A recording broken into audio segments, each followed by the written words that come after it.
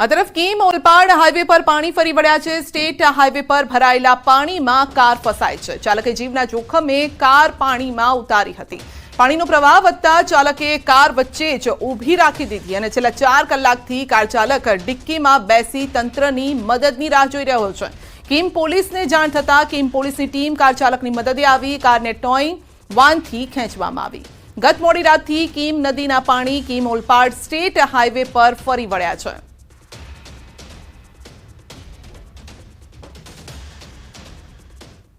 સુરતના મોટા વરાછા રોડ પર ટ્રક ફસાઈ છે। વરસાદના કારણે ડામરનો રોડ બેસી ગયો છે અને મોટા વરાછામાં સુદામા ચોકથી યમુના ચોક ખાતે જતા શબરીધામ ગેટ પાસે ટ્રક ફસાવાની ઘટના બની છે। ચોમાસાની ઋતુમાં ભારે વરસાદના કારણે રોડ રસ્તા પોલા થવાથી આ પ્રકારની ઘટનાઓ બની રહી છે।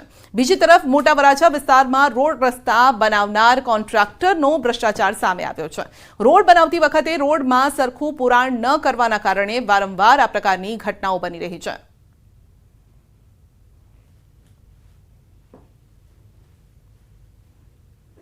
રાજકોટમાં ખેતીવાડીમાં વરસાદથી પાક નુકસાની બાબતે આજથી સર્વેની કામગીરી શરૂ કરાઈ છે।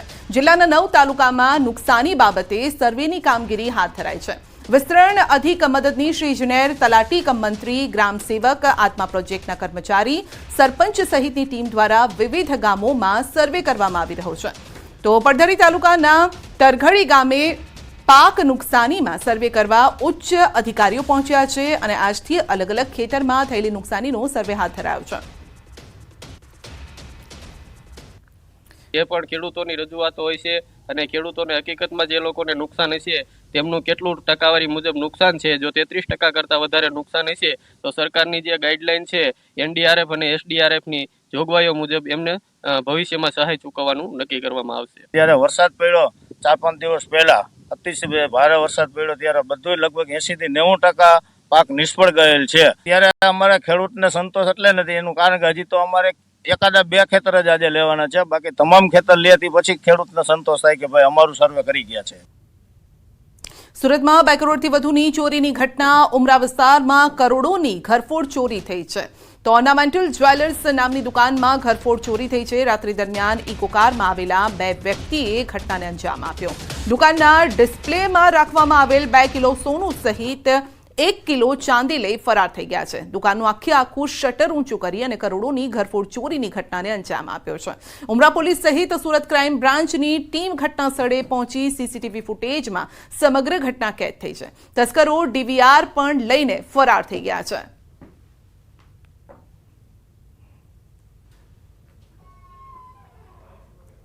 સુરતના સ્વામી વિવેક સાગરની ધરપકડ કરાઈ છે। આણંદના બિલ્ડરને સસ્તા ભાવે જમીન આપવાની લાલચે ઠગાઈ આચરી હતી। તો આણંદના બિલ્ડર જીગર પટેલે ફરિયાદ નોંધાવી અને આણંદ પોલીસે સુરતના સ્વામી વિવેક સાગરની પનોલી આશ્રમમાંથી ધરપકડ કરી છે। ચિખોદરાના સ્વામી દર્શન પ્રિયદાસ કૌભાંડના મુખ્ય સૂત્રધાર હતા અને રાજકોટના વિક્રમસિંહ ડાભી પણ સમગ્ર કૌભાંડમાં સામેલ છે। કચ્છના રવા ગામમાં 160.47 એકર જમીન બતાવી 3.22 કરોડની ઠગાઈ કરી। આણંદ પોલીસે સ્વામીના 2 દિવસના રિમાન્ડ મેળવ્યા છે।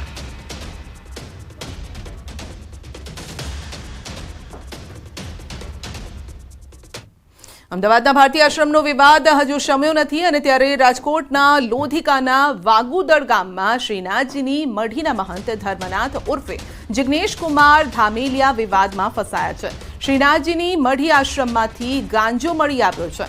તો આશ્રમ ખાતે એસઓજીની ટીમ દ્વારા તપાસ શરૂ કરાઈ છે। આશ્રમમાંથી ગાંજાના 2 છોડ મળી આવ્યા છે। એફએસએલની તપાસ બાદ એનડીપીએસ એક્ટ હેઠળ કાર્યવાહી કરવામાં આવશે। સોમવારે રાત્રે કાલાવડ રોડ પર મહંત યોગી ધર્મનાથે જીએસટી અધિકારીની કારના કાચ તોડી રોડ બાનમાં લીધો હતો અને તે વખતે પણ પોલીસે મહંત યોગી ધર્મનાથની અટકાયત કરીને તપાસ હાથ ધરી છે। આગળમાં જોતા સાહેબ અહીંયા આ આશ્રમ બાપુએ કર્યો છે 2.5-3 વર્ષ થયા। એમનું મેં ટીવીમાં આર્ટિકલ જોયું હતું 2.5 વર્ષ થયા એ રહે છે, પણ હમણાં 2-3 દિવસ પહેલા રોડ ઉપર એને કંઈક ધૂમ મચાવી હતી, થોડીક બબાલ થઈ હતી અને અહીંયા તપાસ કરતા અંદર ગાંજાના 2 છોડ મળી આવેલા છે। અમદાવાદના સાણંદ ખાતે હાલ ઋષિ ભારતી અને હરિહરાનંદ ભારતી વચ્ચે વિવાદ ચાલી રહ્યો છે. આ વિવાદની વચ્ચે રાજકોટના ગ્રામ્ય વિસ્તારના પણ એક મહંત છે જે વિવાદમાં આવ્યા છે. આપને હું મારી પાછળના જે દ્રશ્યો જે બતાવવાનો પ્રયત્ન કરી રહ્યો છું, આ દ્રશ્યો છે રાજકોટ જિલ્લાના લોધિકા તાલુકાના વાગુદડ ગામના દ્રશ્યો છે. જોઈ શકાય છે કે આ જે આશ્રમ આપ જોઈ રહ્યા છો, આ આશ્રમ છે મહંત યોગી ધર્મનાથ ઉર્ફે જિગ્નેશ કુમાર ધામેલિયાનો આ જે આશ્રમ છે ને અહીંયા હું આપને જે દ્રશ્યો બતાવવાનો પ્રયત્ન કરી રહ્યો છું, દ્રશ્યોમાં જોઈ શકાય છે કે અહીંયા જ જે સાધનાઓ છે તે કરવામાં આવતી હતી. ખાસ કરીને વાત કરવામાં આવે તો છેલ્લા 2.5-3 વર્ષથી આ જે મહંત યોગી ધર્મનાથ ઉર્ફે જિગ્નેશ કુમાર ધામેલિયા છે કે જેમને 2.5-3 વર્ષથી અહીં આશ્રમ બનાવ્યો હતો. ગ્રામ્ય એસઓજી છે જે હાલ અત્યારે પહોંચી ચૂકી છે અને મહંત યોગી ધર્મનાથ ઉર્ફે જિગ્નેશ કુમાર ધામેલિયાનો જે આશ્રમ આવેલો છે, આશ્રમમાંથી જે ગાંજાના શંકાસ્પદ છોડ છે તે પણ મળી આવ્યા છે અને તેના જ કારણે એફએસએલની ટીમ સાથોસાથ ગ્રામ્યના લોકો છે, સ્થાનિક લોકો તે પણ અહીં આવી પહોંચ્યા છે. અંકિત પોપટ, ન્યૂઝ 18 ગુજરાતી, વાગુદડ. વિવાદાસ્પદ ભારતી આશ્રમને લઈને મહત્વના સમાચાર. ઋષિ ભારતી બાપુ લંબે નારાયણ આશ્રમમાં પહોંચ્યા છે અને લંબે નારાયણ આશ્રમમાં પોલીસનો ચુસ્ત બંદોબસ્ત ગોઠવાયો છે. તો ગુજરાતના તમામ સંગઠનના પ્રમુખો, હોદ્દેદારો મોટી સંખ્યામાં લંબે નારાયણ આશ્રમ પહોંચ્યા છે. ઋષિ ભારતી બાપુના સમર્થકો પહોંચે તે પહેલા પોલીસનો કાફલો ખડકી દેવાયો છે. વિશ્વેશ્વરી ભારતી માતાએ કહ્યું છે કે અખાડો અમારો પરિવાર છે.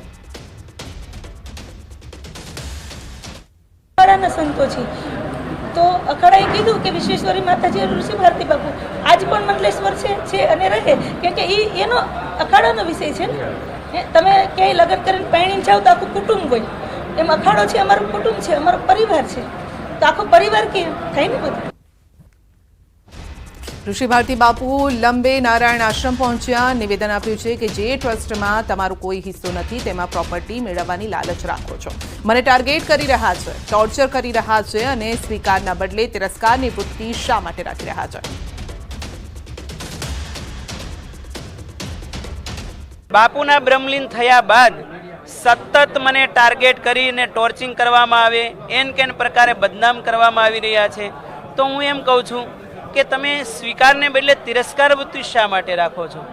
કે તમારા કરતાં કોઈ શિષ્ય સવાયો થઈને આવે તો એનો હંમેશા સ્વીકાર થવો જોઈએ. દરેક ગુરુએ કે દરેક બાપે પોતાના દીકરા કે શિષ્ય ઉપર ગૌરવ લેવું જોઈએ. પરંતુ આ વાત છે સંકીર્ણ વિચારધારાની કે મારા કરતાં કોઈ હવાયો થવું જ ના જોઈએ. બુલેટિનમાં આગળ વધીશું નાનકડા બ્રેક બાદ.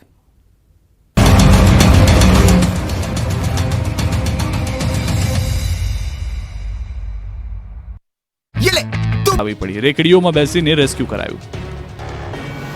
ભારે વરસાદના પગલે ખેડા જિલ્લાનો વણાકપુર ડેમ ઓવરફ્લો થયો. ડેમની કુલ સપાટી 221 ફૂટ છે, જ્યારે ડેમની હાલની સપાટી 230 ફૂટ પર પહોંચી છે.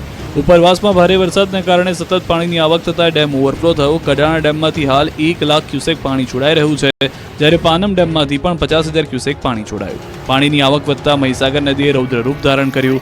મહી બજાજ સાગર ડેમમાંથી પણ હજુ પાણી છોડવાની શક્યતા છે, જેની અસર ખેડાના ઠાસરા અને ગળતેશ્વર તેમજ આણંદ જિલ્લાના નીચાણવાળા વિસ્તારોને થઈ શકે છે. હાલની પરિસ્થિતિને લઈ